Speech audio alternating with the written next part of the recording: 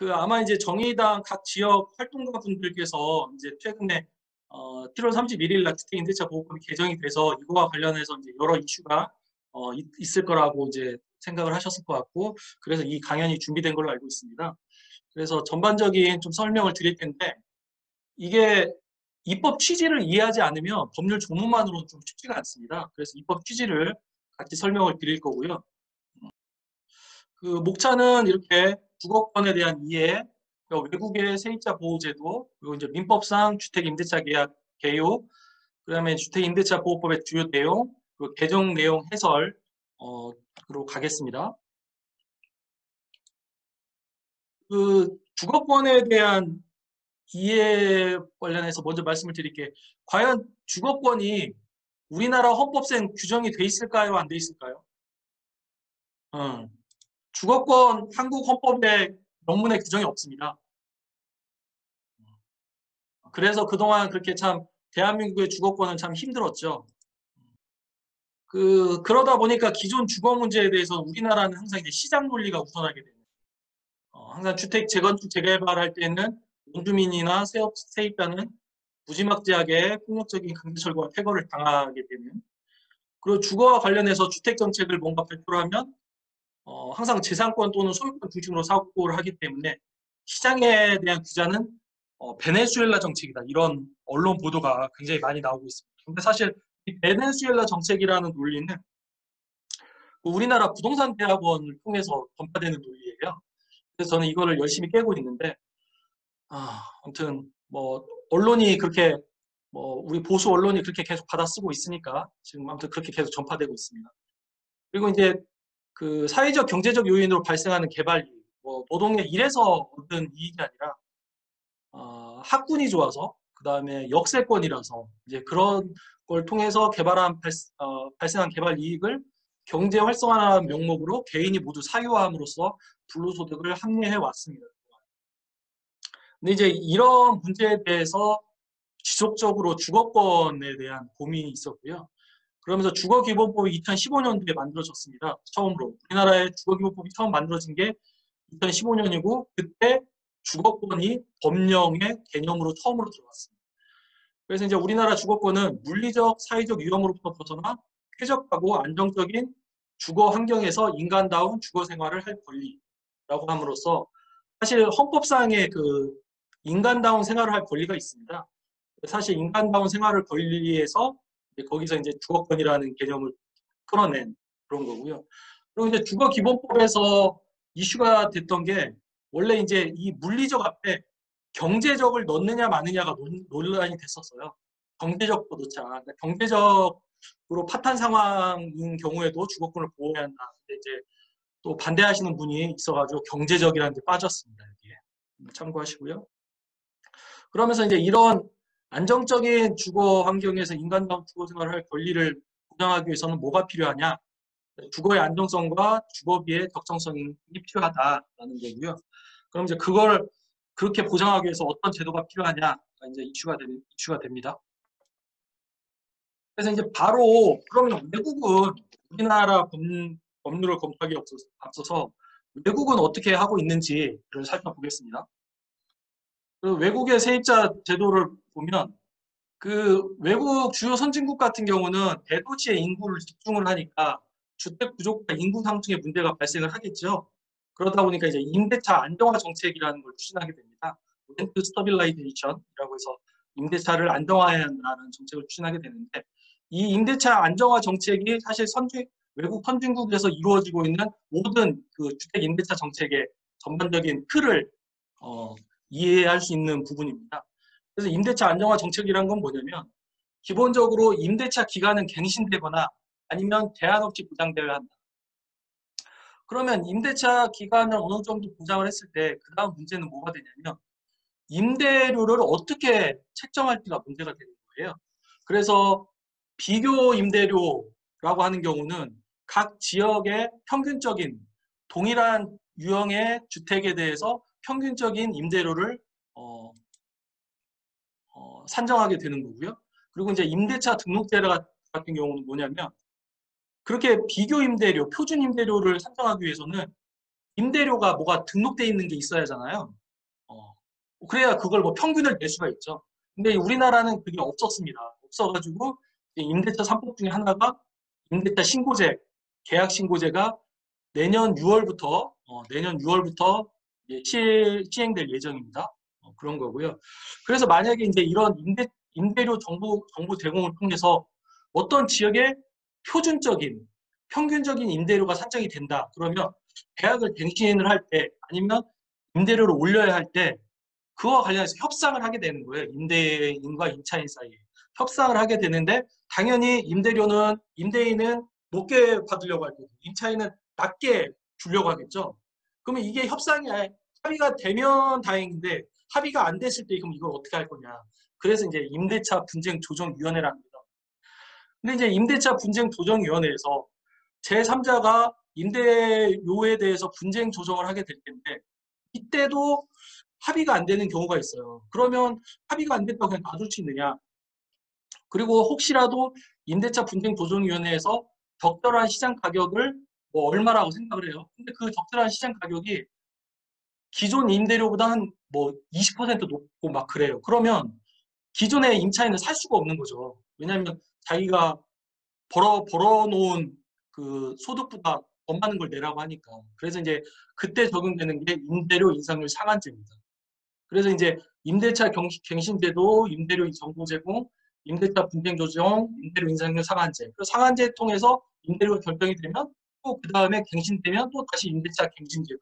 그렇게 이렇게 그렇게 돌고 도는 게 임대차 안정화 정책입니다. 그래서 임대차 안정화 정책의 핵심은 임대 기간을 정하지 않거나 아니면 이제 계약을 다시 한번 하는 갱신제도를 통해서 그 임대차의 장기적인 기간을 보장을 하는 거고요.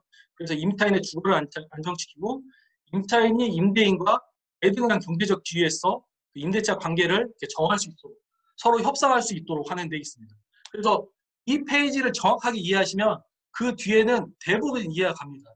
입법 취지가 다 이해가 되기 때문에 주택 임대차 정책에 대한 본질을 그렇게 이해하시고 그럼 독일 같은 경우는 어떻게 하고 있냐. 사실 우리나라에서 가장 모범적으로 많이 인용하는 게 독일입니다. 왜 그러냐면 이제 독일 같은 경우는 주택 임대차 기간에 있어서 기간을 정하지 않는 임대차예요. 그래서 무기한 임대차라고 하는데 그냥 세입자가 임차인이 임대료만 정상적으로 내면 그냥 계속 탈 수 있는 거예요. 독일은. 그래서 독일 같은 경우는 세입자의 평균 주거 기간이 12년이라고 합니다. 근데 이제 임대인이 그렇게 집을 임대를 주고 난 다음에 뭐 본인 사정에 있어서 뭐 계약을 동결해야 하는 상황이 있잖아요. 그래서 이제 뭐 임대인이 직접 거주한다거나 아니면 임차인이 임대료를 연체한다거나 차임이라는 뜻은 임대료를 말합니다. 월세, 전세. 그걸 연체할 경우에는 임대인이 계약을 해지해요.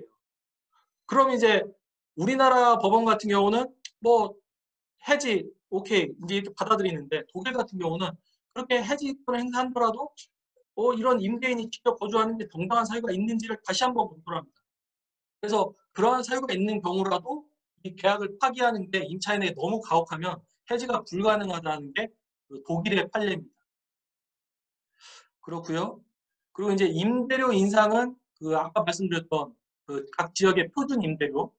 그래서 이 표준 임대료를 한번 보실 기회가 있을 텐데 되게 세세합니다. 뭐 집에 방이 2개에 욕실이 뭐 하나 있고 그다음에 뭐 난방은 뭐가 있고 뭐 외벽은 뭐고 뭐 그런 걸 다 세세하게 하고 굉장히 꼼꼼하게 따져 놓습니다. 그래서 이런 그 각 지역마다의 평균적인 임대료를 설정을 하고 3년에 20% 상한율을 적용을 하고 있고요. 대도시 같은 경우는 3년에 15%니까 1년에 5%. 지금 우리나라 최근에 개정된 게 1년에 5%죠.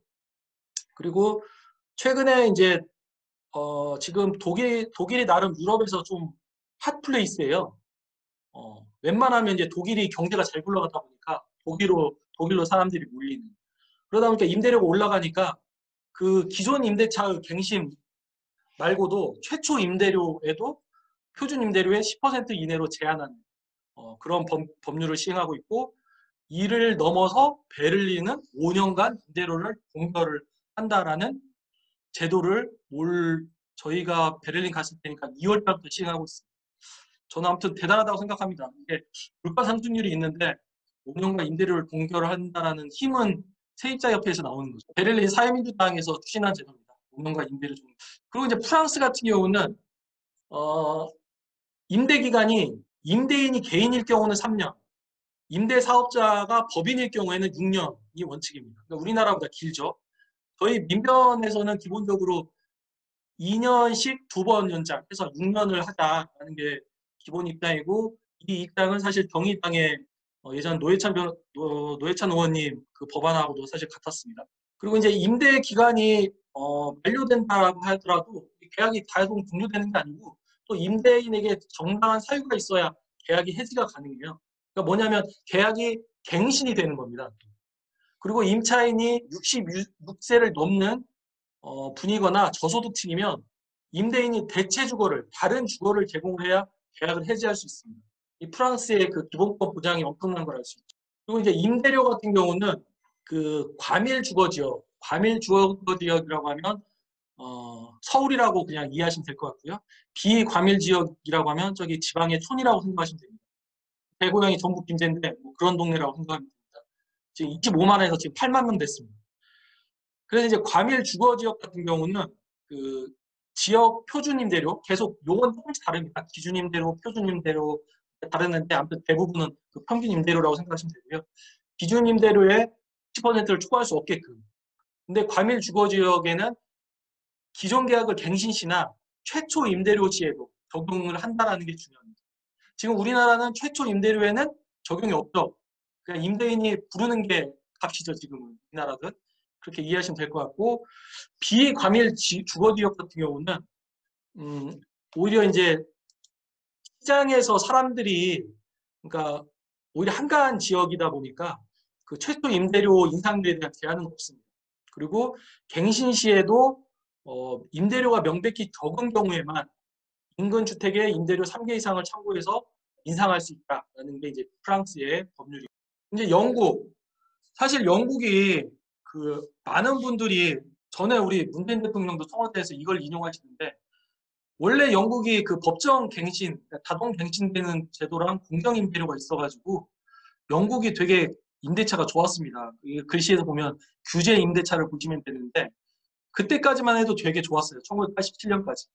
근데 1988년도에 갑자기 임대 기간을 보장하는 거를 줄인 거죠.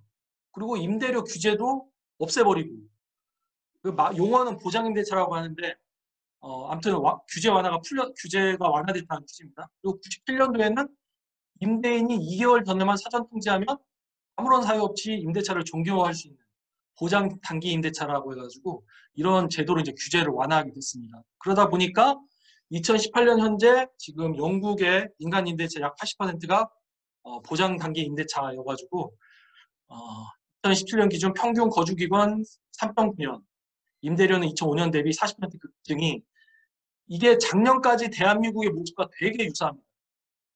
그래가지고 지금 선진국 중에 주거 불안이 가장 심각한 게 영국이에요. 그래서 많은 분들이 아실 텐데 그 영국의 국회의원들이 런던의 집값이 너무 비싸가지고 그 무슨 템즈강에서 배를 빌려서 산다는 뭐 이제 그런 기사가 뜨거든요. 그러다 보니까 지금 현재 영국 보수당 정부도 이거는 너무 안 되겠다. 이거 너무 불안하다. 그래서 지금 이 보장 단기 임대차 제도를 폐지하겠다라고 논의 중에 있습니다. 그리고 이제 용어는 규제 임대차는 이렇게 쏙 들어오실 텐데 보장 임대차, 보장 단기 임대차는 좀 번역 과정에서 지금 이렇게 번역이 되고 있는데 사실 쏙 들어오는 용어는 아닌 건 저도 알고 있습니다. 근데 현재 이렇게 대체로 번역되고 있어서 제가 그대로 인용을 했습니다. 이제 미국 같은 경우는 원칙적으로 이제 자본주의에 이제 첨단을 걷는 나라니까 세입자 보호제도가 없는데 보통 이제 대도시 같은 경우에 인구가 몰리다 보니까 이 세입자들에 대해서 주거 정책을 마련 안 해주면 이게 도시가 불안해서 살 수가 없는 거예요. 그래서 이제 대도시 위주로 임대차 안정화 정책이 시행되고 있습니다. 그래서 이제 대표적으로 우리나라에서 가장 이제 뉴욕시라고 하면 세계의 경제 수도로 꼽는 도시인데, 뉴욕시 같은 경우는 우리가 지금 내년부터 시행할 임대차 등록제를 1984년도부터 이미 실시해가지고 어느 지역에 어떤 주택에 어떤 임대인이 있고 어떤 세입자가 있는 걸 다 알고 있어요. 다 알고 있어가지고 다 임대료가 다 계산이 됩니다. 그리고 이제 그 뭔가 그 임대차 안정화 정책을, 그러니까 임대를 규제를 하려면 그냥 규제를 하면 당연히 임대인이 반발을 하겠죠. 그러다 보니까 그 보유세 감면 혜택을 받는 대신에 그 법정 갱신제도 하고 임대료 규제를 받는 임대차 임대차 정책을 적용하자라고 하는 이제 주택을 설정을 합니다. 그래서 2011년도 현재 약 100만 호고 제가 아까 확인해 보니까 제가 그 텔레그램 방에 올렸는데 올해 그 뉴욕 관련한 기사를 한번 이거 끝나시면 한번 보십시오. 총 그 뉴욕의 주택이 330만 세대, 그 중에서 임대주택이 200만 세대, 그 중에서 100만 세대가 임대차 안정화 정책이 적용되는 주택입니다.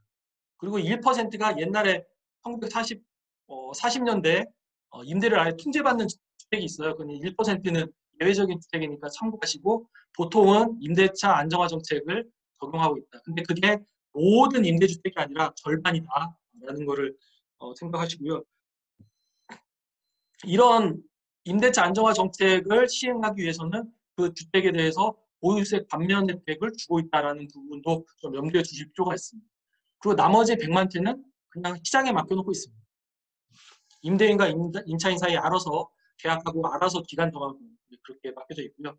그래서 임대차 안정화 정책이 적용되는 주택에는 뉴욕시 임대료 가이드라인 위원회라는 게 있습니다. 거기에 이제 고객위원 5명, 임대인 대표 2명, 임차인 대표 2명 모여가지고 임대료 인상률을 정하는 거예요. 그래서 2019년 현재 2019년에 새로 갱신을 1년간을 할 때는 인상률을 1.5%만, 만약에 2년을 했다면 2.5%를 올릴 수 있다는 취지고, 제가 텔레그램에 올려놨는데 2020년을 봤더니 1년간 동결을 시켜놨더라고요. 왜냐하면 코로나 때문에. 그 참고하시고요.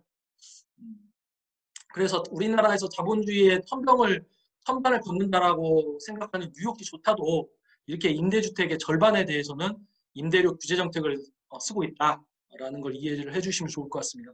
그 뉴욕시는 이 임대차 안정화 정책이 시행되는 그 주택에 대해서는 갱신 제도가 인정되고 있습니다.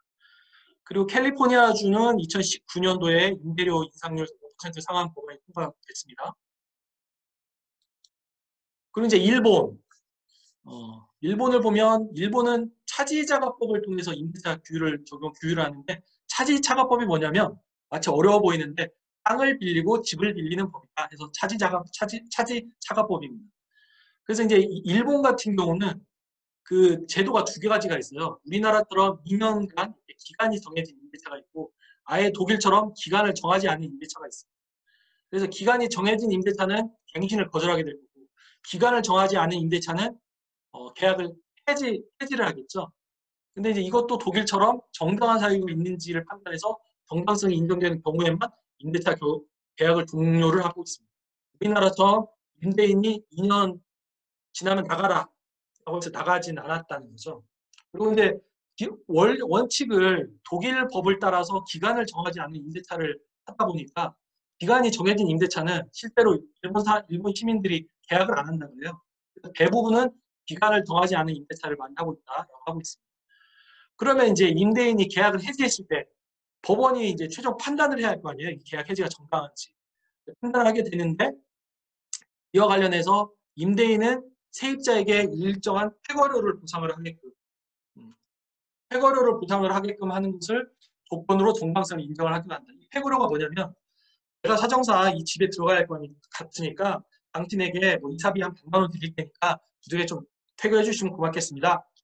이제 그 금액이에요. 사실 뭐 퇴거료는 100만 원 들지 3만 원 들지 알 수는 없습니다. 임대료하고 임차인이 서로 협상해서 정하는 거니까. 그리고 이제 임대료 같은 경우는 당사자가 자유롭게 정하는 것이 원칙이고 특별한 제한은 없습니다.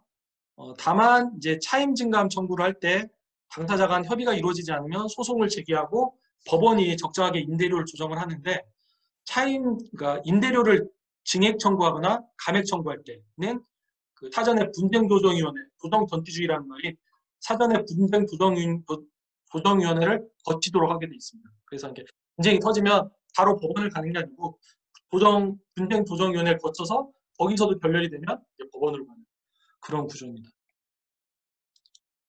그래서 이제 지금까지 외국 선진국 5개 나라의 임대차 정책에 대해서 설명을 드렸고요. 이제 이런 큰 틀에서 우리나라 주택 임대차 계약을 한번 이해를 해보시면 좋을 것 같습니다.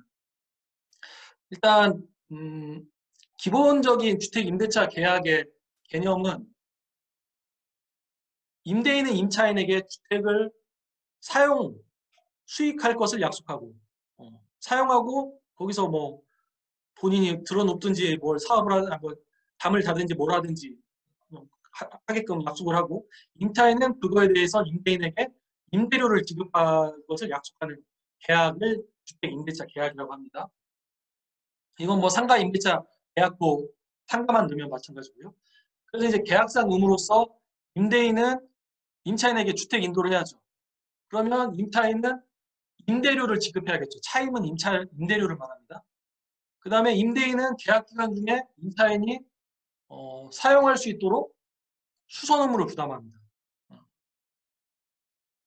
작은 수선은 보통 임차인이 하죠. 근데 이제 큰 수선 같은 경우는 임대인이 하도록 되어 있고.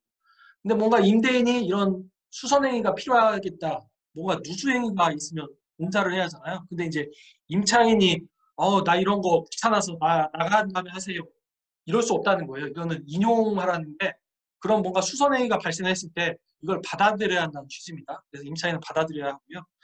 그리고 또 하나는 임대인은 그 임차인이 뭔가 그 집에 좋은 걸 만들었다거나 아니면 그 집에 필요한 수선행위를 했다거나 라고 하면 그런 필요비나 유익비를 상환할 의무가 있습니다. 그리고 임차인은 그 집을 멀쩡하게 보존해서 반환할 의무가 있고요. 여기까지는 뭐 크게 다 이해하시는데 문제 없을 것 같아요. 그리고 이제 보호 의무라는 건 뭐냐면 임대주택을 빌려줬는데 그 임대주택이 갑자기 무너져요. 무너져가지고 이 임차인이 다쳐. 그러면 안 된다는 뜻입니다. 그러니까 임대주택을 가지고 막 허름한 임대주택 빌려줘가지고 임차인이 다치면 그거에 대해서 계약상 불이행 책임을 부담한다는 취지고요. 그 통지 의무 같은 경우는 임대주택의 수리를 요하거나 권리를 주장하는 자가 있는 때에는 지체 없이 임대인에게 통지를 해야 한다는 취지입니다. 왜냐하면 임대주택에 대해서 수리를 하든 아니면 제3자의 권리가 있으면 임대인이 이걸 방어를 하거나 수선을 해야 하잖아요. 그렇기 때문에 통지 의무가 있다는 거고 여기서 중요한 포인트가 이 수선 의무하고 통지 의무라서 두 가지만 설명을 드릴게요. 이게 판례 케이스인데요. 임대인의 수선 의무에 대한 사안입니다. 그 임대인은 임차인과 임대차 계약 체결 시에 건물 수리는 임차인이 한다는 특약을 체결했어요. 가끔 이런 거 요구하시는 임대인들 많거든요. 근데 임차인이 거주하다 보니까 주택에서 막 물이 새고 있습니다. 그러니까 이에 대해서 임차인은 당연히 임대인에게 물이 새고 있으니 수선해달라고 요구를 했겠죠.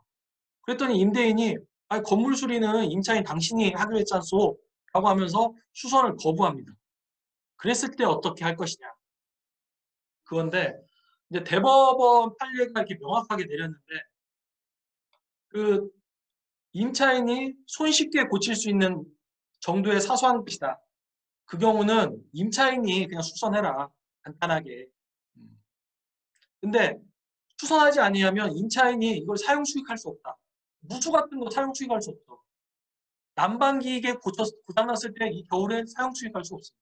그래서 그런 거 같은 경우는 임대인이 수선 의무를 부담을 해야 한다는 취지인데 이런 임대인의 수선 의무는 당사자 간의 특별한 피약은 특별한 약정에 의해서 이를 면제하거나 임차인이 하도록 전환을 할 수 있어요. 근데 이 수선 의무에 특별한 사정이 없이 막 대파손, 크게 파손된 부분을 수선하거나 건물의 주요 부분을 수선을 해요. 막 창문이 태풍에 불어가지고 다 깨졌어. 이런 거는 임차인이 할 수가 없어요. 기본적 설비 부분, 난방 부분, 이런 부분이 교체가 이루어져야 한다. 근데 이럴 때는 당연히 이런 대규모의 수선은 이런 특약에도 포함되지 않고 여전히 임대인이 그 수선 의무를 부담한다라는 취지입니다. 그래서 각종 임대인이 이 건물 수리는 임차인이 한다라는 특약을 넣어서 마치 모든 건물 수리를 임차인이 하는 것처럼 강권을 하는 경우가 있는데 꼭 그렇진 않다. 그래서 그때 이 판결을 참고하시면 좋을 것 같고요. 그리고 이제 주택 임대차 계약 중 임차인의 통지 의무는 임차인이 다가구 주택에서 거주하는 동안 여기도 또 누수네요. 수시로 방과 거실의 천장에서 막 물이 샌 거예요. 그래서 이로 말미암아 벽지하고 임차인의 가구, 옷, 가방에 곰팡이가 심하게 발생을 해서 손해가 발생을 했겠죠. 그러니까 이에 이제 임차인이 그 계약을 끝내면서 임대인을 상대로 손해배상 청구를 합니다. 그럼 법원은 받아줄까요? 안 받아줄까요? 안 받아줍니다. 예. 새로 사는 집에 문제가 생겼다면 곧바로 집주인에게 알려야 합니다. 세입자가 피해를 입었어도 문제를 늦게 알렸다면 집주인이 배상할 책임이 없다는 법원의 판결이 나왔습니다. 이재석 기자입니다. 이모 씨는 2012년 서울의 한 다가구 주택에 보증금을 걸고 월세를 내는 반전세로 입주했습니다. 하지만 집에 문제가 생겨서 한 달 만에 다른 곳으로 이사를 가게 됐습니다. 방과 거실 천장에서 물방울이 고여서 벽지가 전질이 되었고 가구나 옷, 가방 등에 곰팡이까지 피었던 겁니다. 이 씨는 집 자체에 문제가 있어서 피해를 입었다며 집주인에게 이사 비용과 가구값, 위자료 등 800만 원을 배상하라고 소송을 했습니다. 하지만 법원은 주인에게 배상 책임을 묻지 않았습니다. 이 씨가 피해 사실을 알린 시점이 문제였습니다. 재판부는 세입자가 이사 나가기 직전에야 피해 사실을 알렸고 미리 알렸더라면 집주인이 손을 봐서 피해가 줄었을 걸로 보인다고 밝혔습니다. 재판부는 특히 민법 634조, 즉 집의 문제점을 집주인에게 지체 없이 알려야 한다는 세입자의 통지 의무를 강조했습니다. 임대주택의 하자가 발견될 경우 임차인은 이를 임대인에게 즉시 통지해야 취소를 받지 못해 입은 손해를 배상받을 수 있다는 판결입니다. 법원은 세입자가 문제점을 알릴 때 단순히 구두로 통보하기보다는 통화를 녹음하거나 서면 등 증거를 확보하는 게 좋다고 조언했습니다. 그래서 지금 임차인의 통지 의무를 제가 동영상까지 동원하면서 보내드린 이유가 뭐냐면 이렇게 뭔가 주택을 빌렸는데 문제가 생기면 바로 임대인한테 알리지 않으면 손해액이 제한이 됩니다. 근데 이 부분이 되게 중요한데 많은 분들이 그냥 나중에 알리지 뭐 그러다가 본인 집에 무슨 문제 생기면 손해배상을 인정을 못 받아요. 그래서 이 부분은 좀 유심히 신경을 써주셔야 하기 때문에 제가 좀 특별히 동영상까지 동원해서 말씀드렸습니다. 그리고 이제 주택임대차보호법 이제 좀 전까지는 주택임대차 계약상 당사자의 의무, 계약상 의무에 대해 설명을 드렸고요. 주택임대차보호법의 주요 내용에 대해서 좀 설명을 드리겠습니다. 그 대항력이라는 거는 그 주택을 인도받고 저희가 전입신고를 하잖아요. 그래서 그 주민등록을 하면 그 다음 날로부터 제3자에 대해서 내가 여기 이 집에 임차권을 가지고 있다라고 주장하는 그 권리고요. 우선 변제권은 좀 전에 그 대항력 플러스 우리가 확정일자를 또 받지 않습니까? 아마 다 이게 계약을 해보셨으면 전세하셨으면 다 확정일자를 받으실 텐데 그 동사무소 가서 확정일자를 받으시면 그 임차인의 보증금에 대해서 우선 변제권이 보장이 됩니다.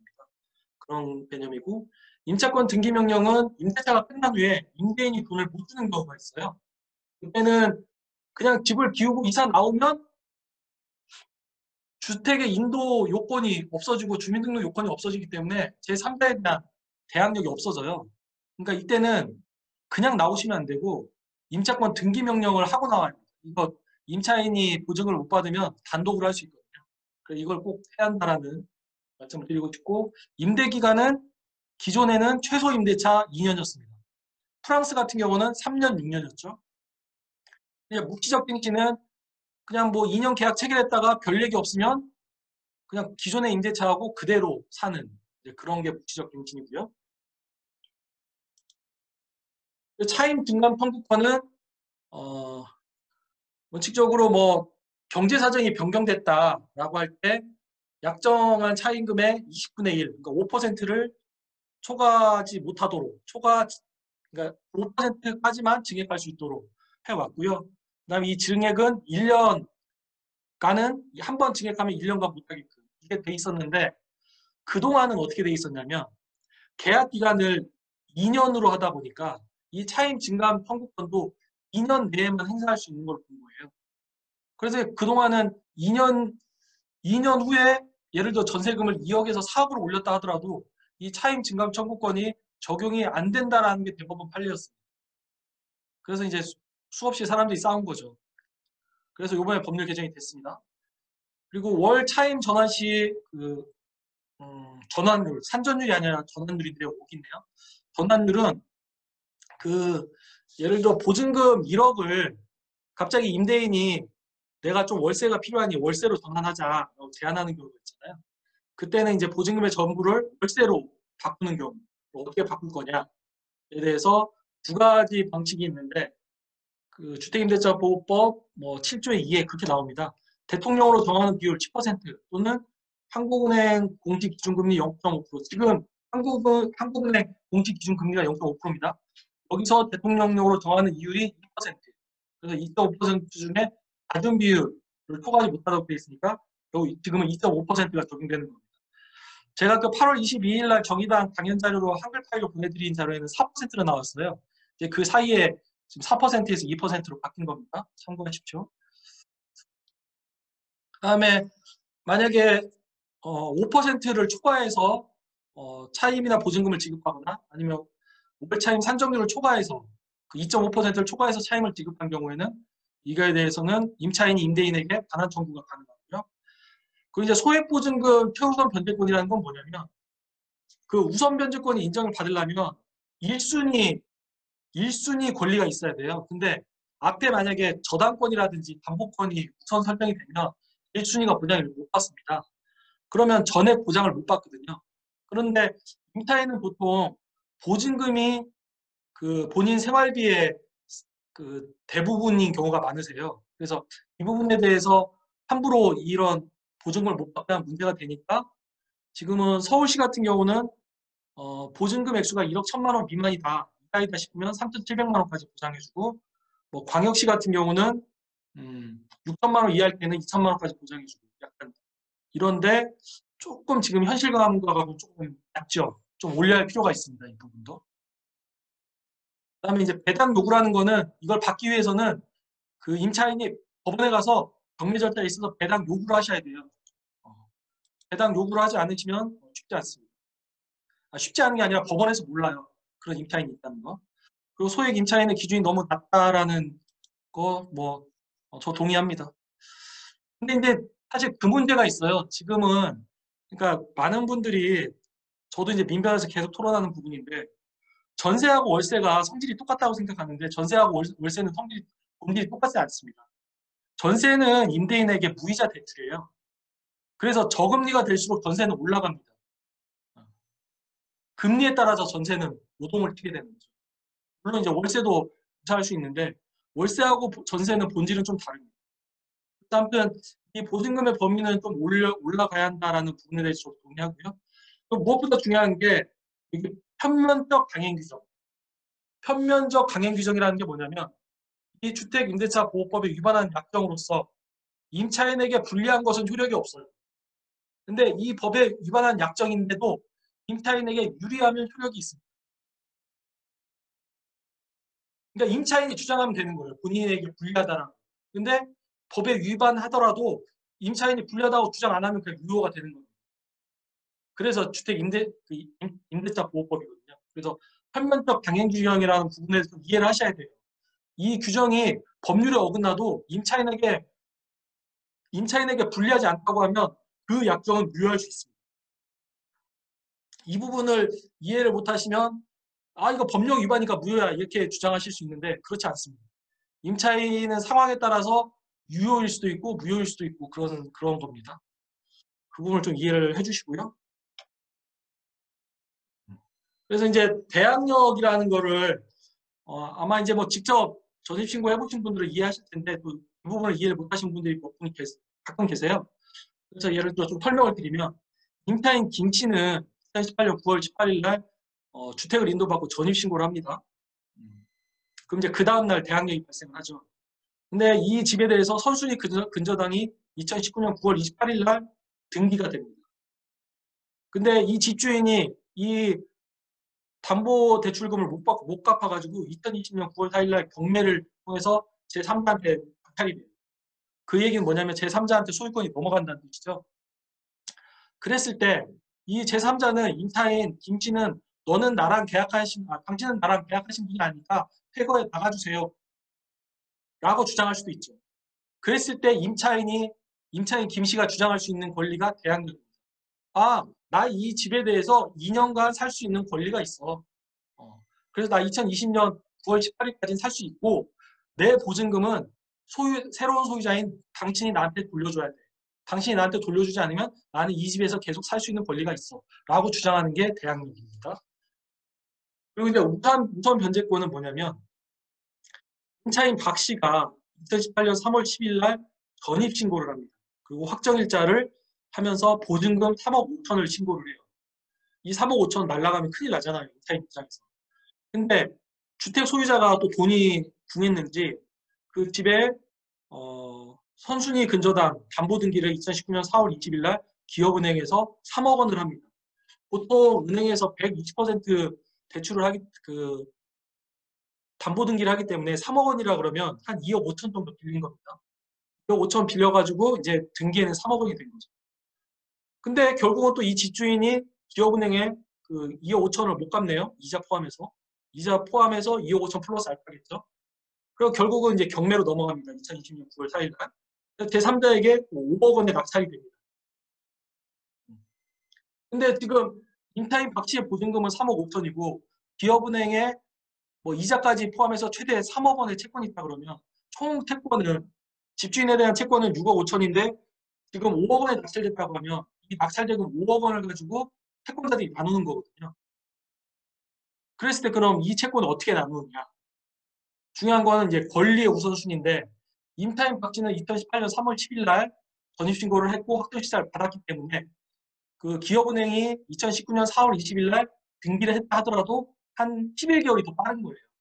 그래서 이때 임차인 박 씨가 우선 변제권을 가집니다. 이 3억 5천만 원에 대해서. 그래서 5억 원 낙찰대금에서 3억 5천을 먼저 돌려받는다라는 게 이런 우선 변제권의 개념입니다. 그리고 이거는 뭐냐면 조금 이게 막 보다 보면 되게 좀 복잡한 내용인데 제가 그냥 말로 좀 설명을 드릴게요. 이게 그 작년에 익산 그리고 뭐 거제 그리고 막 여기저기 대학가 근처에서 많이 발생한 일인데 다가구 주택의 임대인들이 그 대학생들로부터 보증금 3천에 뭐 4천에 전세를 받으면서 원룸을 빌려줘요. 근데 다가구 주택은 법률적으로 단독주택입니다. 단독주택이다 보니까 이게 등기가 안 돼요. 각 그 임차인들의 전세가 얼마큼인지. 근데 만약에 이 다가구 주택의 가치가 3억인데 이 각 임차인들의 전세가 만약 10개라고 생각할게요. 월세가. 10개인데 각 그 전세 임차인들의 전세가 4천만 원씩이다. 그러면 주택 가격은 3억인데 총 부채는 4억이 되잖아요. 4천만 원씩 10개니까. 그래가지고 이렇게 다가구 주택 그 투자하시는 분들이 이런 식으로 대학생들의 돈을 받아가지고 17채까지 계속 원룸을 늘린 거예요. 근데 이제 어느 순간 뭐 예를 들어 올해처럼 코로나로 인해서 대학생들이 학교를 안 가. 그럼 원룸이 비게 되겠죠. 원룸을 비우게 되면서 이게 돈을 못 돌려주는 상황이 발생한 거거든요. 원룸 다가구 주택 한 채에 방이 10개면 17채면 170명이잖아요. 이런 막대한 손해가 발생을 한 이제 그런 사안인데 여기서 뭐냐면 원칙적으로 이제 임대인은 임차인에게 그런 그거를 뭐 설명해줄 의무는 없는 걸로 돼 있습니다. 다만 그 관련 조문 맨 밑에 보시면 주택임대차 보호법에 임대차 계약을 체결하는 자는 임대인의 동의를 받아서 동사무소에 지금 다른 원룸의 그 임대료 총액이 전세총 보증금 총액이 얼마인지를 확인할 수 있죠. 근데 이제 이런 다가구 주택에 투자하는 사람은 이거를 동의를 안 해주는 거예요. 그랬을 때 그러면 공인중개사는 뭐 하냐? 그럼 공인중개사는 이제 여기 이게 이제 대법원 판례입니다. 임대 의뢰인이 다른 세입자의 임대 보증금에 관한 자료 요구에 불응한 경우에는 그 내용을 중개대상물 확인 설명서에 기재해야 할 의무가 있다. 공인중개사는 이런 부분을 하라고 공인중개를 하는 거거든요. 그냥 집만 중개하라고 있는 게 아니고 이 집에 어떤 법률적인 문제가 있는지를 분석해서 임차인에게 알려주라는 건데 보통 공인중개사분들이 이제 중개수수를 받기 위해서 이런 부분을 안 알려주는 거예요. 그래가지고 이거에 대해서 임차인이 공인중개사에게 손해배상 책임을 물은 겁니다. 왜냐하면 임대인은 이미 빈털터리가 되어서 손 든 거예요. 임대인한테 받을 수가 없는 상황이에요. 그래가지고 이제 대법원이 이에 대해서 공인중개사가 손해배상 책임을 인정한 사안입니다. 그래서 조금 여기서 복잡하시니까 제가 좀 설명을 드리면 이 건물 등기는 다 아실 거예요. 다가구 주택의 이 건물 등기를 떼보시면 소유권이라든지 담보권, 이 사람이 이 집을 담보로 얼마나 돈을 빌렸는지에 대한 내용이 나옵니다.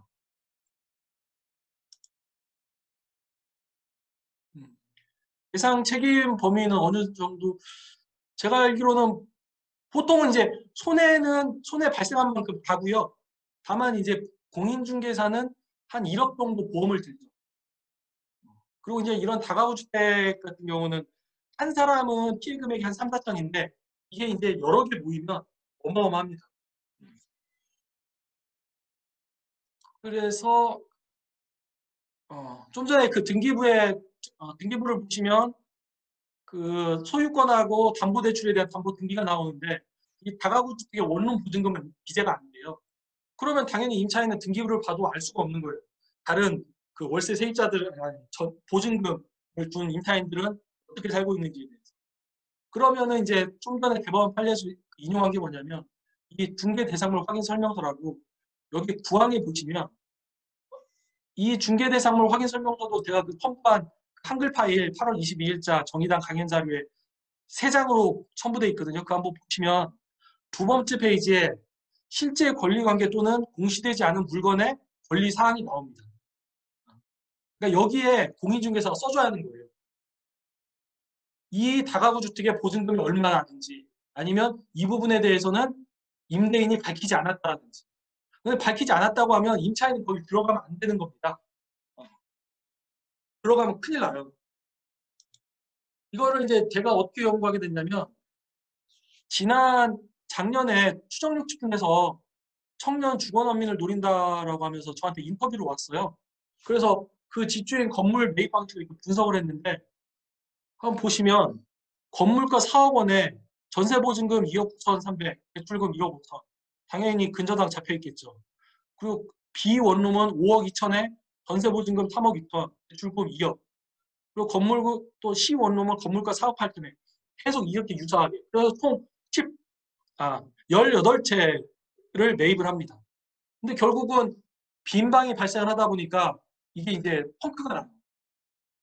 그래서 이게 사기로 기소가 됐습니다. 그래서 지난달인가 이거 선고 났어요. 다가구 원룸 전세 사기 아마 검색해 보시면 나올 텐데 12년 선고됐습니다. 12년. 임대인이 반성을 안 한 거죠. 이게 총 피해 금액이 제 기억으로 16억인가 돼요. 아니 아무튼 아무튼 그 다가구 전세 사기, 다가구 주택 전세 사기 검색해 보시면 이거 나오니까 한번 확인해 보시고 아마 정의당 원들이 활동하시는 분들의 이런 사건 되게 많을 거예요. 다가구 주택에 대해서는 지금 대학생들이 잘 모르잖아요. 그래서 이런 장난치는 사람들 되게 많습니다. 그래서 이 부분을 좀 신경을 써주시면 좋을 것 같고요. 이번 7월 31일 날 주택임대차 보호법 개정 내용에 대해서 말씀을 드리겠습니다. 사실 이제 오늘 이거를 하기 위해서 이 강연을 시작을 한 건데 앞에는 주택임대차 제도의 그리고 우리나라 주택임대차법의 개요에 대해서 설명을 드렸고 지금 7월 30일 날 중대하게 바뀐 게 이 계약갱신 요구권입니다. 그 예전 같은 경우는 임대기간 2년이 지났을 때 예를 들어 임대인이 뭐 전세금을 2억에서 3억 올려달라라고 했는데 임차인이 그걸 충족을 못 지켜줘. 그럼 그냥 무조건 퇴거를 해야 하는 상황이었습니다. 근데 지금은 그 계약 종료 1개월 전까지 기간 내에 임차인이 계약 갱신을 요구를 하면 임대인은 정당한 사유 없이 거절할 수 없습니다. 계약 갱신이 되는 거죠. 근데 여기서 중요한 게 뭐냐면 계약 갱신 요구권이에요. 자동 갱신이 아닙니다. 임차인이 요구를 하셔야 돼. 나 갱신하겠습니다라고 요구를 하셔야 합니다. 그래서 이제 시기는 2020년 7월 31일부터 즉시 시행됐고요. 시행 당시에 존속 중인 임대차에 대해서 적용이 됐습니다. 다만 이제 시행일 전에 임대인이 이미 임차인에게 갱신 거절을 하고 다른 임차인과 계약을 체결했을 때는 적용을 하지 않고 있고요. 그리고 행사 기간은 계약 만료 6개월 전부터 1개월 전까지의 기간 내 행사인데 이게 올해 12월 20일부터 계약을 체결하거나 갱신되는 계약에 대해서는 2개월 전으로 바뀌었습니다. 근데 12월 20일부터니까 실제로 갱신은 2년 뒤겠죠. 그럼 앞으로 1년간은 1개월 전이라고 생각하시면 됩니다. 근데 한 2년 뒤 12월 20일부터는 2개월 전에 갱신권을 행사해야 한다는 거. 그리고 행사 방법은 특별히 제한이 없습니다. 되도록 증거가 남도록 문자, 메신저, 배달 증명 또는 대응 증명 옵션으로 활용하는 게 좋고요. 맨 처음에 이에 대해서 좀 질문이 많았어요. 그래서 제가 하나 소개해 드릴게.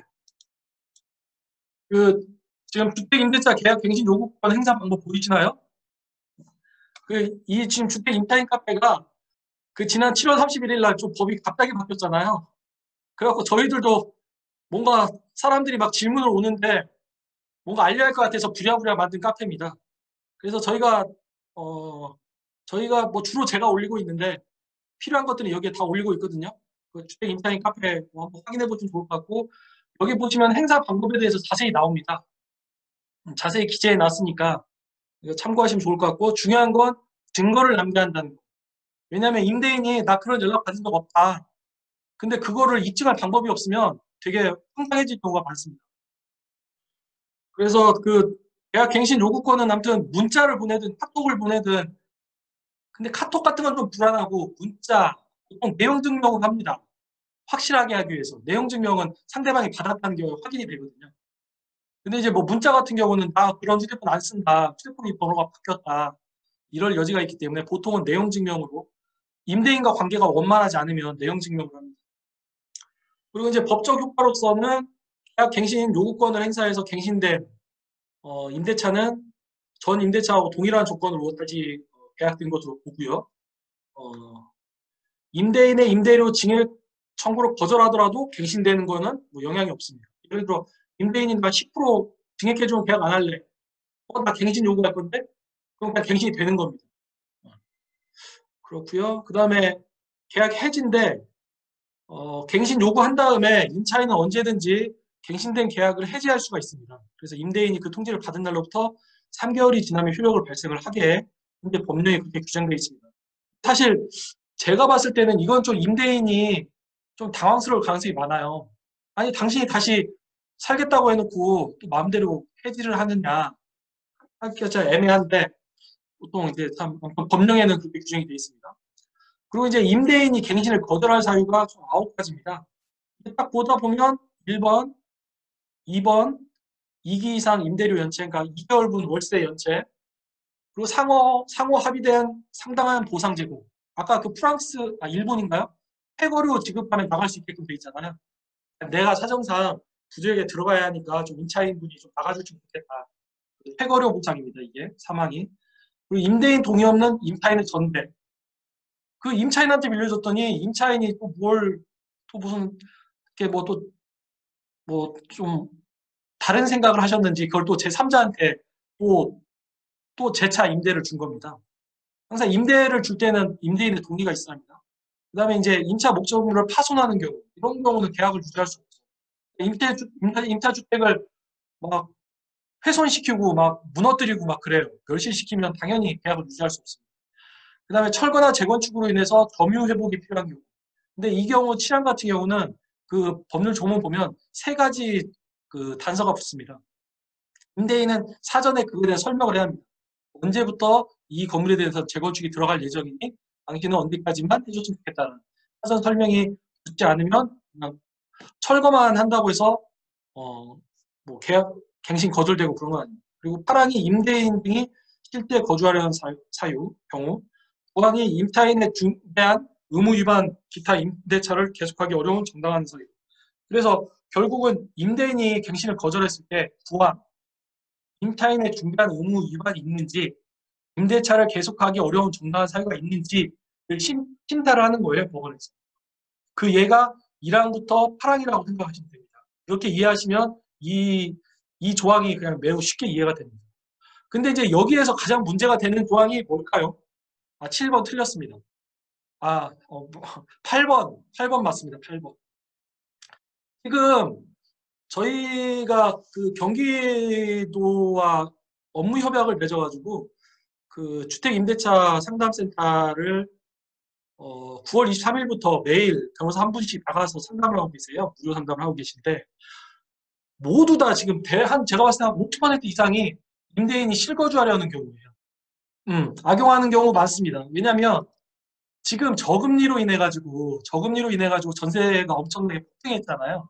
물론 이게 뭐 주택임대차 보호법의 영향이라고 주장하시는 분들 계시지만 저는 기본적으로 저금리의 영향이라고 생각을 하고요.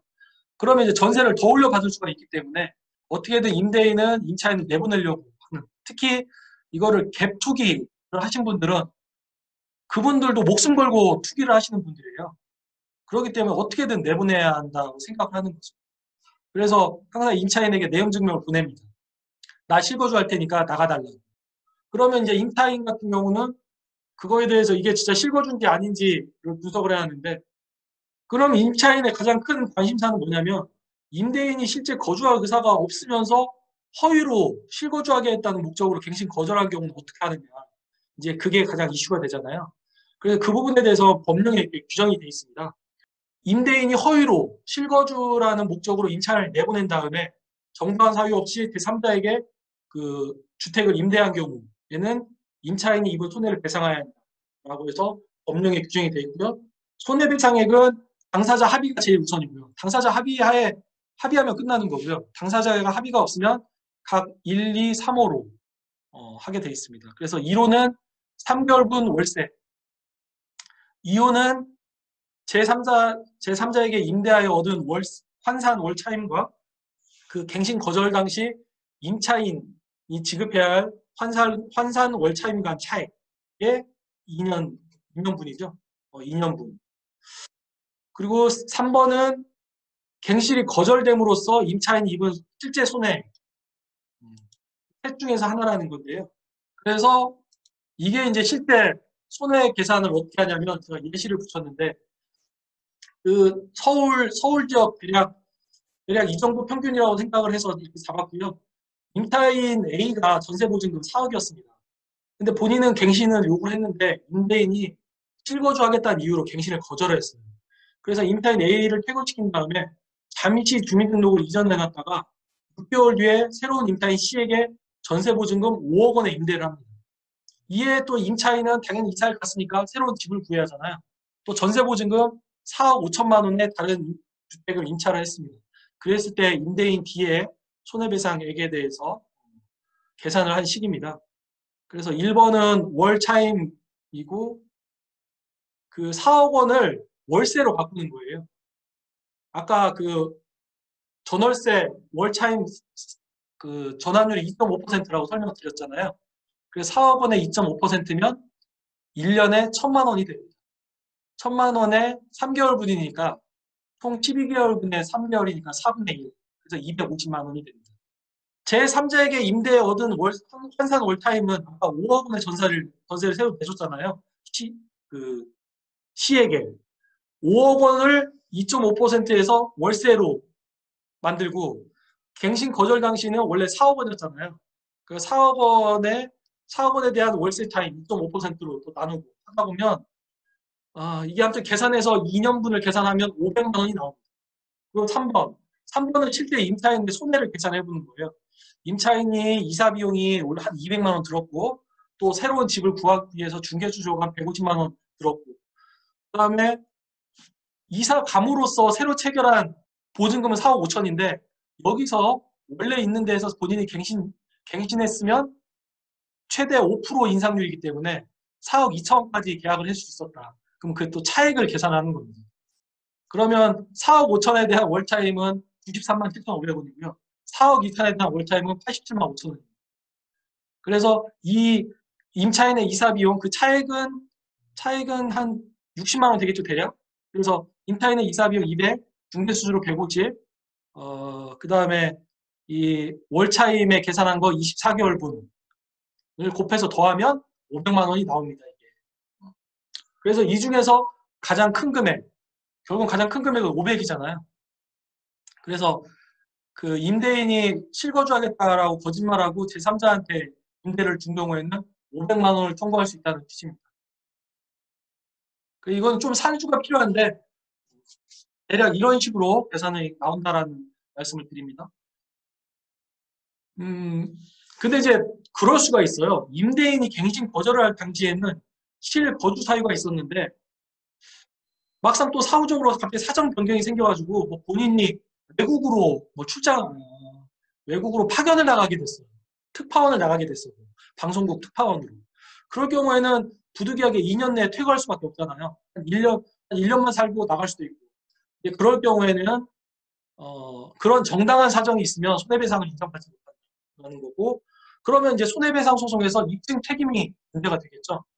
그리고 임차인은 분명히 갱신 거절했는데 임대인이 제3자에게 임대를 줬다라는 사실만 입증하면 됩니다. 좀 전에 다른 그 위원장님 말씀하셨던 것처럼 갱신 거절당한 임차인은 임대차 정보를 열람할 수 있도록 조치 예정이라고 되어 있네요. 아마 이렇게 조치한 걸로 알고 있습니다. 그러면 이제 임대인은 본인이 애초에는 실거주하려고 했지만 그 뒤에 이러저러한 사유로 본인이 외국에 특파원으로 나가게 돼서 부득이하게 제3자한테 준 것이다라는 입증을 하게 되면 손해배상을 안 하게 되는 거죠. 그런 거 참고하시고요. 원칙적으로는 실거주라는 이유로 허위로 쫓아내면 손해배상을 하게 된다는 말씀드립니다. 그리고 이제 여기가 가장 중요해요. 가장 헷갈리는 부분이고, 사실 변호사들 사이에서도 저희가 한 10명이 모여서 이 부분에 대해서 좀 정리를 했었는데, 아까 그 주택 임차인 카페 보시면 변호사들이 저희가 8월 10일 날 배포한 자료 있습니다. 그것도 한번 참고해 보시고요. 임대인이 실거주 목적인 제3자와 임차주택에 대해서 매매 계약을 체결한 거예요. 그러면 소유자가 바뀌잖아요, 집주인이. 그러니까 새로운 매수인은 나 이 집에 살 거라고 하면서 집을 산 겁니다. 그랬을 때 이제 임차인의 계약 갱신권을 어떻게 되는지 그게 문제가 됐는데, 뭐 법 시행 전은 당연히 갱신 요구권이 없기 때문에 갱신 거절이 가능했고요. 그럼 법 시행 후에 임차인이 계약 갱신 요구 행사 전에, 계약 갱신 요구 전에 제3자하고 매매 계약을 체결했어요. 현 소유자가. 그랬을 때 만약에 이제 소유권이 등기가 되기 전이라면 현 소유자가 그 소유자잖아요. 임차인과 관계에서 임대인이잖아요. 그랬을 때 임차인은 현 임대인에게 갱신 요구권을 행사하더라도 임대인 및 제3자에게 갱신 거절이 가능한지에 대해서는 해석상 이견이 있습니다. 이 부분에 대해서 변호사들 의견이 매우 갈려요. 여기 나의 밑에 부분 해석상 이견이 있습니다. 이 부분은 변호사들도 이견이 갈리는데 저희 민변에서는 소유권 이전 등기가 되기 전이라면 갱신 거절할 수 없다는 게 저희의 입장이죠.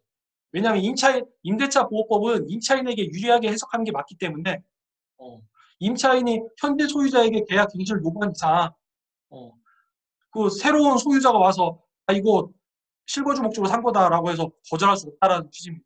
그게 민변의 입장입니다. 근데 이제 임대인 편을 드는 입장은 이거는 그 새로 실거주 목적으로 제3자가 매수한 이상 그 갱신 거절을 인정해줘야 하는 거 아니냐는 게 이제 그 임대인 측의 입장인데, 제가 봤을 때는 민변의 입장이 맞습니다. 맞는 이유가 뭐냐면 그 국민의힘 김은희 의원이 이 법안이 실매수 목적의 제3자는 갱신이 거절할 수 있다라는 개정안을 냈어요. 그러니까 저희처럼 해석을 하니까 그 개정안이 필요한 거죠. 그래서 실거주 목적인 제3자하고 매매계약을 체결했다 하더라도 제3자의 앞으로 소유권 이전 등기가 넘어가지 않는 이상 현 소유자는 현 임차인은 현 소유자에게 계약 갱신을 요구할 수 있다라는 게 저희의 입장이고 그렇게 주장하셔도 뭐 큰 문제가 없습니다. 아니라면 이제 그쪽에서 입증을 해야죠. 근데 주택임대차보호법은 기본적으로 주택 임차인에게 유리하게 해석이 되기 때문에 크게 문제 없습니다. 근데 이제 그 실거주 목적인 제3자 매매계약을 체결한 후에 이미 제3자 명의로 넘어갔어요. 그랬을 때 그런 임차인이 계약갱신 요구권을 행사했을 때 어떻게 되느냐. 근데 이 경우는 주택임대차보호법상 제3자한테 넘어가면 제3자가 임대인의 지위를 승계하도록 되어 있습니다. 그래서 제3자는 실거주를 이유로 갱신이 거절이 가능합니다. 이해되시죠? 그래서 가장 쟁점이 되는 거는 실거주 목적으로 계약만 체결된 경우, 등기는 넘어가지 않고 계약만 체결된 경우가 가장 문제가 되는데 임차인의 계약 갱신 요구권이 인정이 된다라고 해도 큰 문제가 없다라는 말씀을 드리고 다만 이거에 대해서는 서로 다른 이견이 있다라는 말씀 드립니다. 마지막으로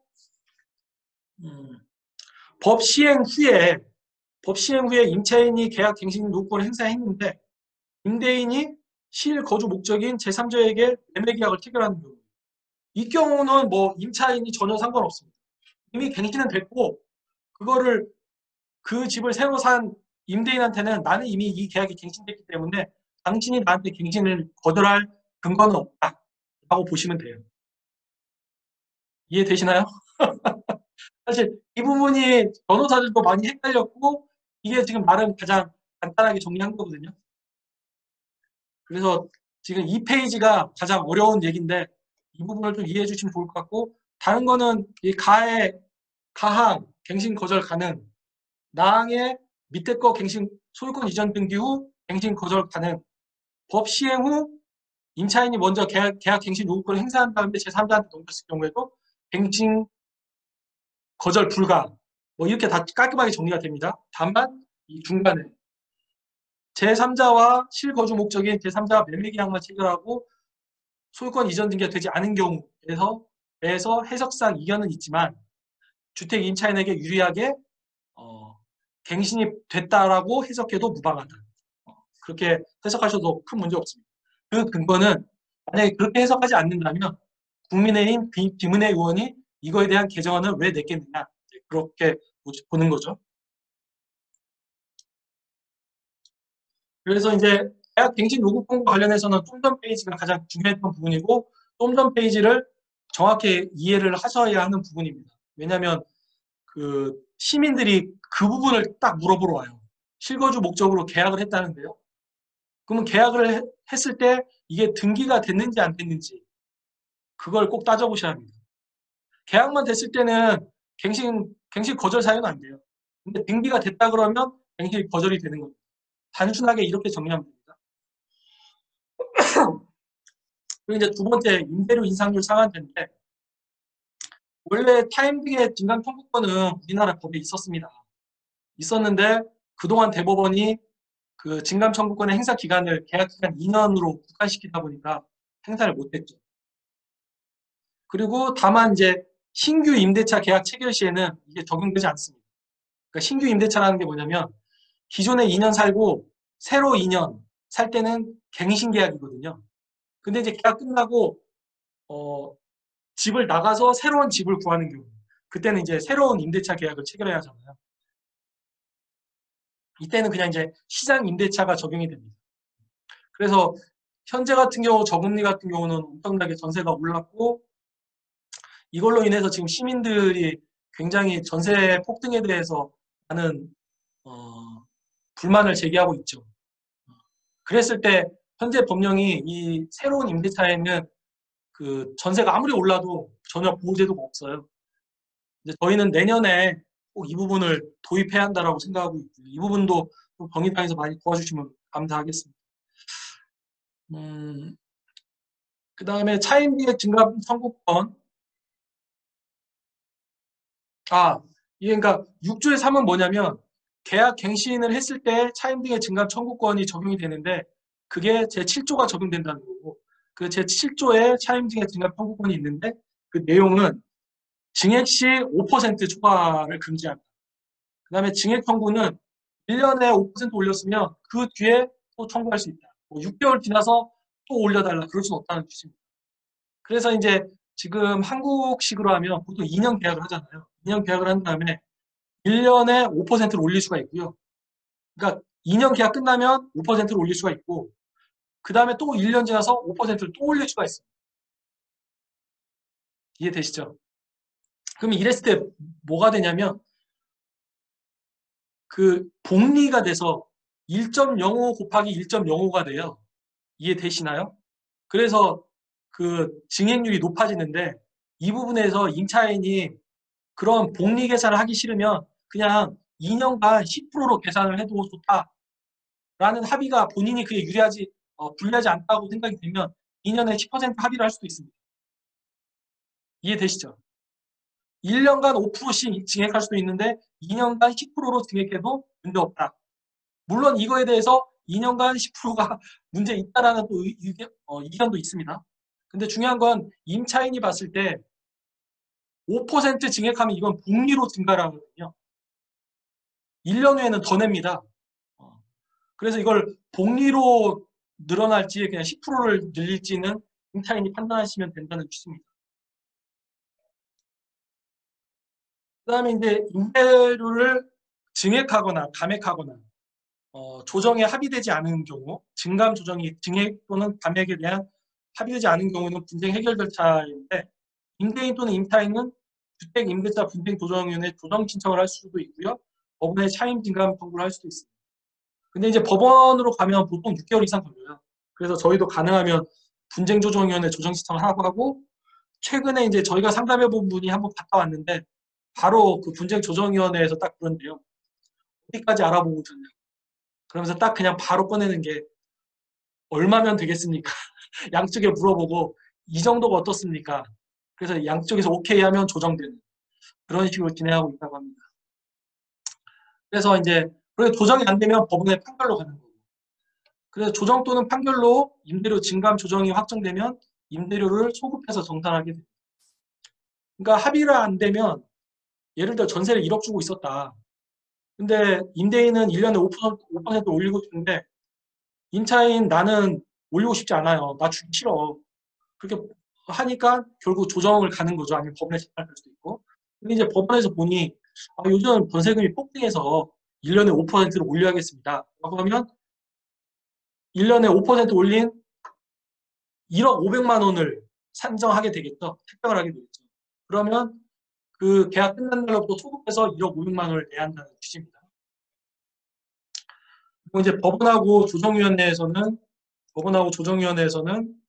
그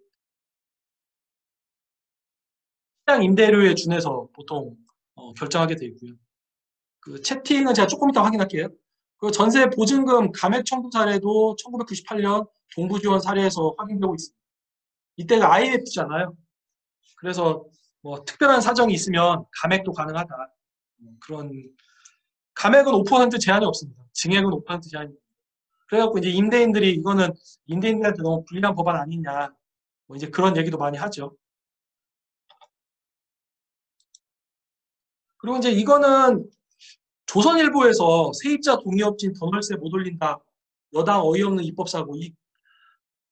제가 이 기사 보고 어이가 없었는데 아까 그 외국 그 세입자 보호제도를 보시면 임대료는 임대인이 부르는 가격에 임차인이 맞춰주는 게 아닙니다.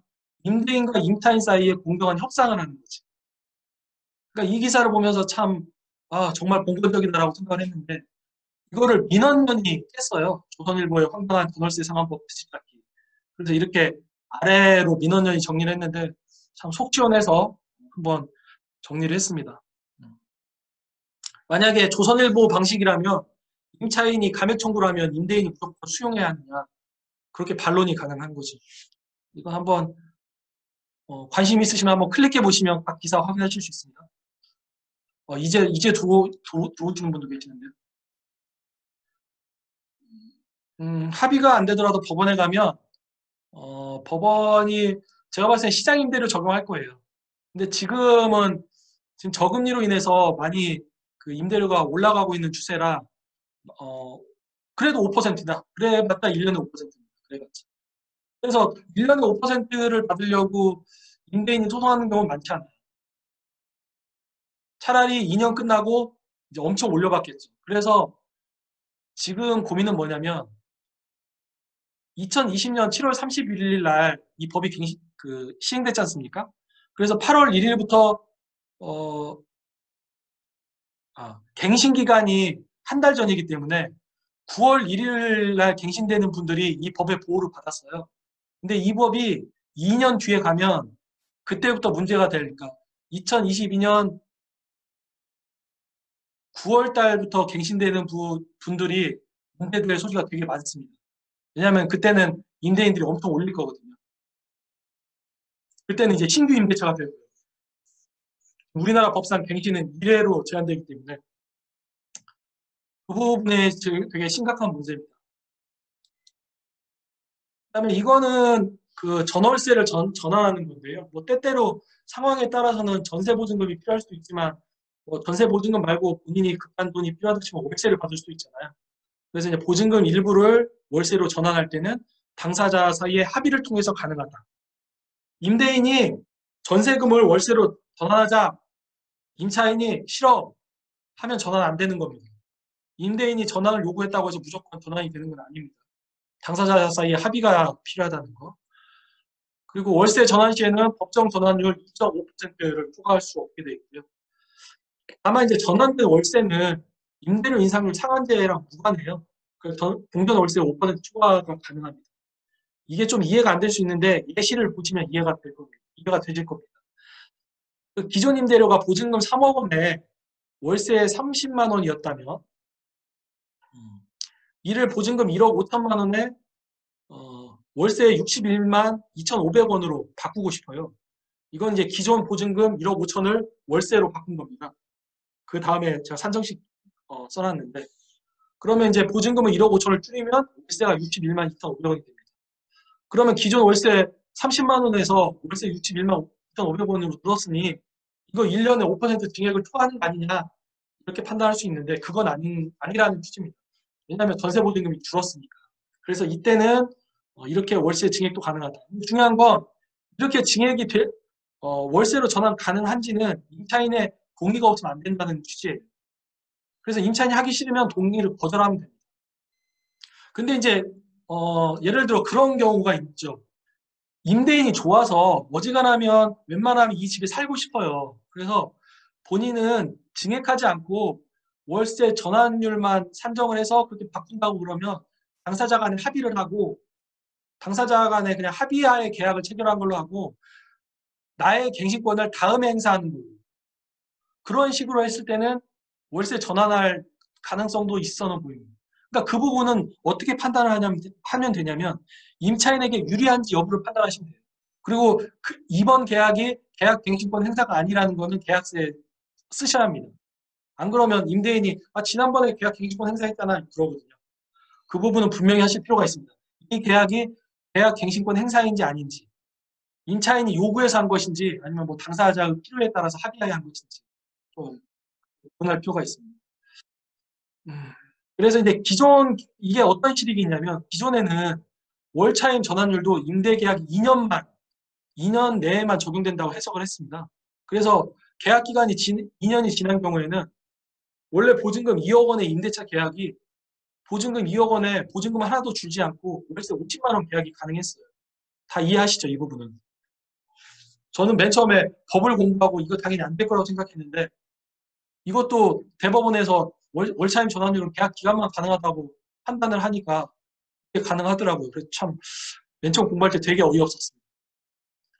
그런데 이제 지금은 이제 법률이 개정돼서 임차인이 계약 갱신 요구권을 행사한 경우에는 갱신 기간은 계약 기간 내로 해석이 되기 때문에 보증금 2억 원의 임대차 계약은 보증금 1억 원 플러스 1억 원의 그 월세 전환 금액으로 제한되는 거죠. 계약 갱신권을 선택적으로 사용할 수 있으세요. 이거는 임대인과 합의하기 나름이에요. 예를 들어 지금 임대인이 어려우니까 제가 15% 인상해 드릴게요. 전세. 대신 2년 뒤에 저 계약 갱신권 행사하겠습니다. 그걸 단서로 놓으면 선택적으로 행사 가능합니다. 15%는 그 법정 합의선이 그 법정 증액선이 아니잖아요. 대신 임대인과 합의하에 하는 겁니다. 그 합의는 임차인에게 불리하지 않기 때문에 가능한 거거든요. 근데 그럼 이렇게 하면 유리할까? 나중에 문제가 있어요. 이 집주인이 이걸 제3자한테 팔아버려. 그러면 새로운 집주인은 나는 그런 계약 한 적 없는데 그래서 그 계약은 원래 집주인과 뭐 별도의 손해배상 책임을 물으세요. 이제 또 그렇게 따지는 복잡한 문제가 있습니다. 그래서 저희는 가능하면 계약 갱신권을 행사하시고 또 2년 뒤에 상황이 어떻게 될지 모르니까 예를 들어 지금은 우리 금리가 코로나 때문에 한국은행 기준금리가 1.25%에서 0.5%까지 사실상 동반티가 절반 이상 떨어진 겁니다. 근데 만약에 코로나가 앞으로 2년 내에 코로나 상황이 2년 내에 정상화된다면 금리가 오를 수 있어요. 그럼 이제 전세가 떨어지는 거죠. 그래서 상황이 어떻게 될지 모르기 때문에 저희는 일단 계약 갱신권을 지금은 행사하는 게 좋다고 말씀드려요. 왜냐하면 지금 계약 갱신권이 필요하거든요. 임차인들한테. 나중에 2년 후는 2년 뒤에 상황을 봐야 하는 거지. 그때 갑자기 뭐 경제 상황이 안 좋아지면 전세금이 떨어지면 임차인이 나가라고 해도 더 살라고 그럽니다. 그래서 지금 상황에서 계약 갱신권을 나중에 행사하는 거는 결코 좋은 생각이 아니다라는 말씀을 드리고요. 그 아까 말씀드린 초과 차임 등의 방한 청구, 그 증액 청구 시 증액 한도를 넘거나 그 월차임 전환 시에 그 전환율을 초과하거나 할 때는 초과 차임을 방한 청구할 수 있고 이러한 계약은 이 법령에 위반했다라고 무효가 되는 게 아니고 이 법령에 위반할 뿐만 아니라 임차인에게 불리해야 위반이 된다라는 편면적 강행 규정이다. 주택임대차보호법은 편면적 강행 규정입니다. 임차인에게 불리해야 무효가 된다.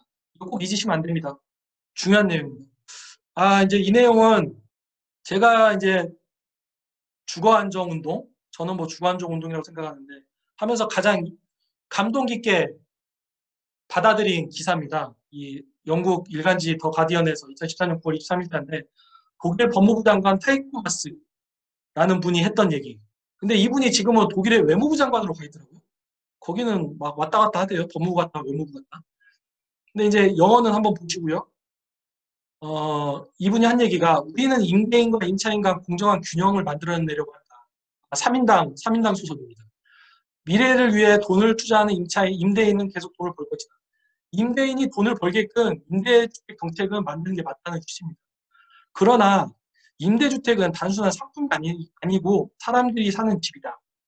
임대주택을 이용한 이윤의 극대화가 집에 대한 투자의 유일한 목적이 되어서는 안 된다. 제가 이거 보고 사실 감동 먹었어요. 그러다 보니까 이게 베를린 같은 경우는 그 뭐 임대료 동결법도 시행하고 그래서 제가 봐도 참 심한데 용감하더라고요, 되게. 왜냐하면 거기가 베를린이 그렇게 문제가 된 게 뭐냐면 예전에 그 공공임대주택을 민간 임대 사업 기업, 민간 임대 기업한테 팔았어요. 팔면서 막 임대료가 폭등하기 시작한 거예요. 그래가지고 아는 분은 아시겠지만 그 베를린 세입자들이 데모를 합니다. 그 기업을 강제 수용하라고. 그 기업 때문에 못 살겠다고. 대단하지 않나요? 그래가지고 그 임대료 동결법이 시행된 거예요. 강제 수용 안 할 거면 임대료 동결해라. 참 재밌었습니다. 그렇고요. 이거는 제가 조금 말씀을 드리려고 하는데 그냥 참고를 좀 해주시면 좋겠습니다. 뭐 정의당에서 각자 생활하시는데 도움이 됐으면 하는 생각에서 하는 거고요. 이거는 제가 2012년도에 한국은행 그때 성함은 생각 안 나는데 부장님으로부터 부채경제학을 들으면서 한번 모셔서 강연을 드린 적이 있습니다. 근데 그때 되게 임팩트 있게 들은 내용이어서 제가 말씀을 드리려고 하는 거고요. 지금 뭐 전 세계로 코로나 때문에 그리고 우리나라도 그렇고 우리나라 가계부채 지금 GDP의 100% 돌파했고 기업 부채도 100% 돌파했고 지금 원래 국가 부채가 좀 좋았는데 코로나 때문에 47%가 늘어났습니다. 근데 이제 이런 전 국가 부채를 따지면 한 250% 되는데 그럼에도 불구하고 전 세계적으로는 나쁘지 않은 편이라고 얘기를 하고 있습니다. 다만 그 공무원, 군인, 연금 부채에 대한 위험성은 있다라는 게 대체적인 견해인데 이런 이제 부채가 클 경우에 어떻게 해소를 하느냐. 1번이 고성장 전략인데 부채보다 소득이 더 많으면 된다. 소득을 더 많이 벌면 된다라는 전략입니다. 그냥 긴축 전략은 소득은 일정하니 부채를 줄여야 한다. 그 2번이 저희 IMF 때 1998년도 그때 이제 엄청나게 우리는 긴축을 했죠.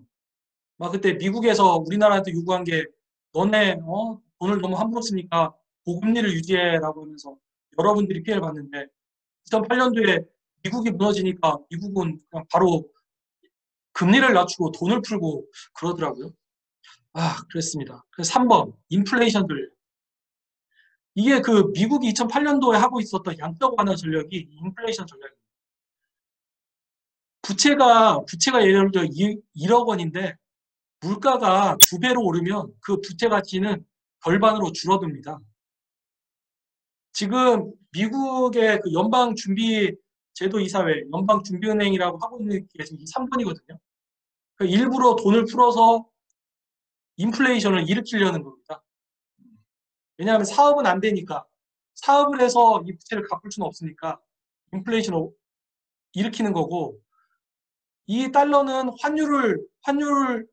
서로 환율 계산을 통해서 이제 우리나라로 들어오죠. 그러면서 이웃 국가의 인플레이션을 올리는 그런 효과를 가져옵니다. 그다음에 이제 4번은 이제 채무 재조정 전략에서 이제 파산 및 그냥 디폴트 선언하는 거죠. 나 못 갚으니까 당신들 알아서 해.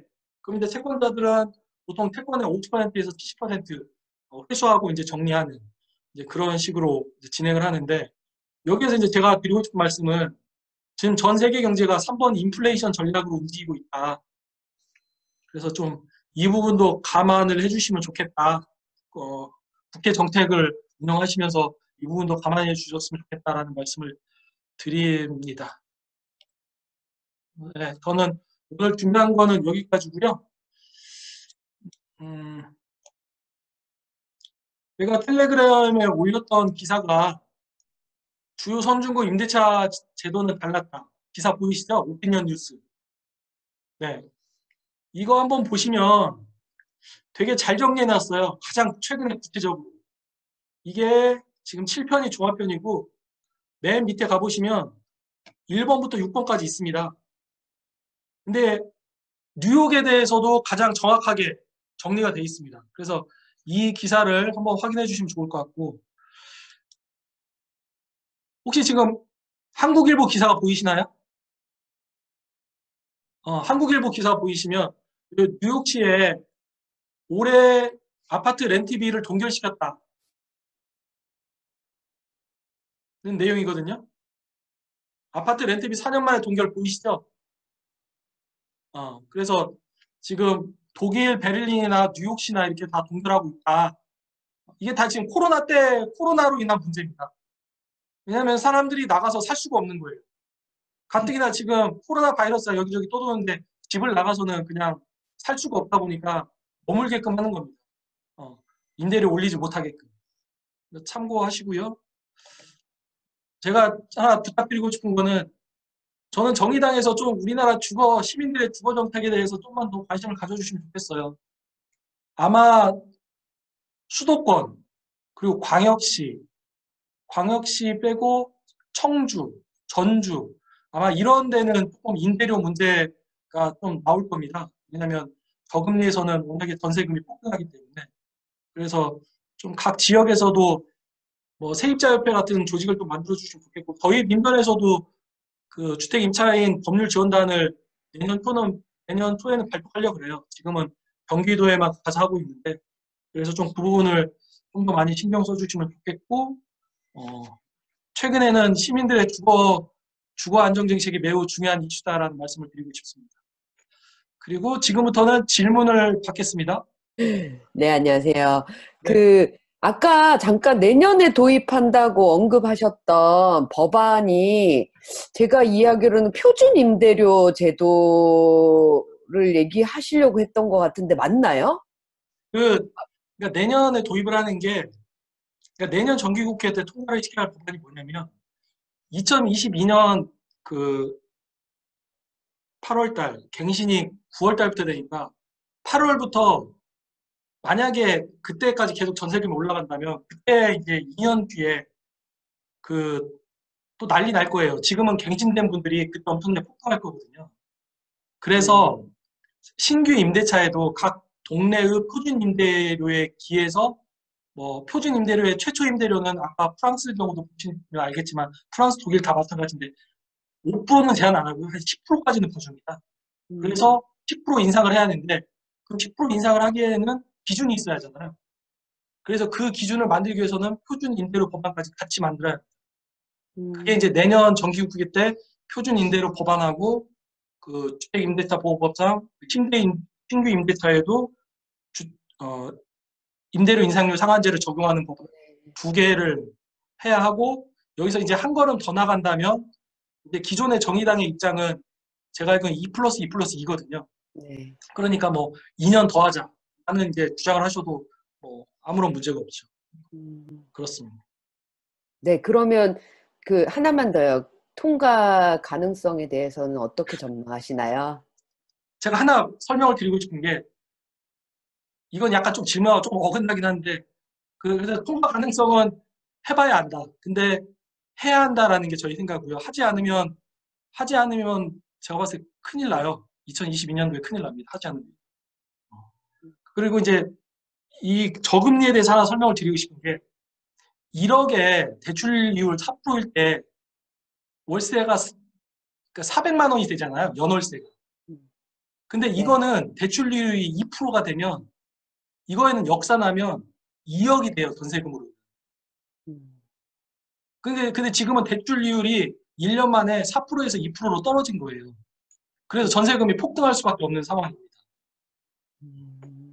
그래서 이 상황이 참 힘든 상황이고요. 질문 또 있어요. 네, 또 뭐. 그 세입자협회 얘기하셨잖아요. 네.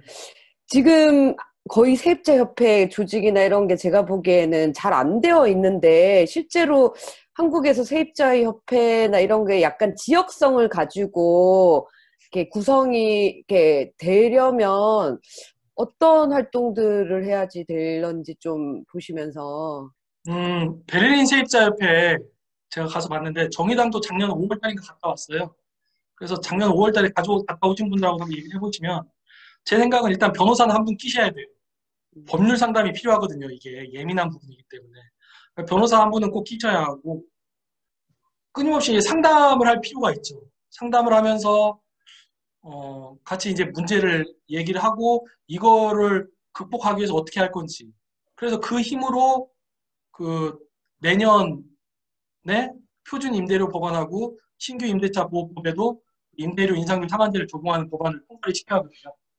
그래서 가능하시면 꼭 주변에 변호사님 한 분을 해서 각 광역시 그리고 수도권은 해주시면 제가 봤을 때는 정의당 당세에도 도움이 되지 않을까라고 저는 생각합니다.